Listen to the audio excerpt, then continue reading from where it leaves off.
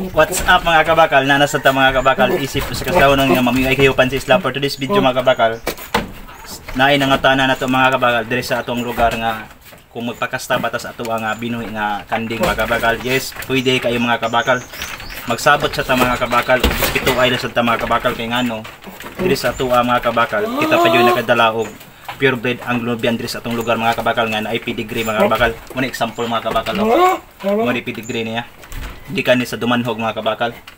Kung gusto mo magpaliwat, pwede dyan kayo mga kabakal. Pero kung di ka magkasinabot, huwag ito mahimong mga kabakal. Respeto ay lang sa ta kay ngano, di palit tag ang Anglo-Nubian mga kabakal para di sa inyong pangandoy. Sa kuhang pangandoy mga kabakal. Di sa nako ikadaot mga kabakal. No, wild ka mga kabakal si Marco. Higal kayo. Masya kabakal oh. Pwede rin kayo mga kabakal. Respeto ay nasadta.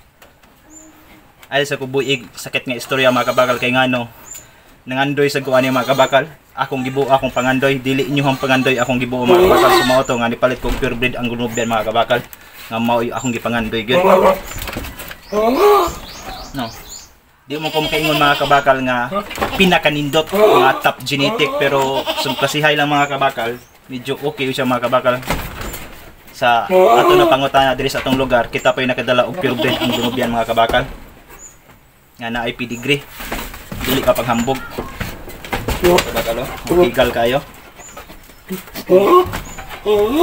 Naman. So mawala to siya mga kabakal.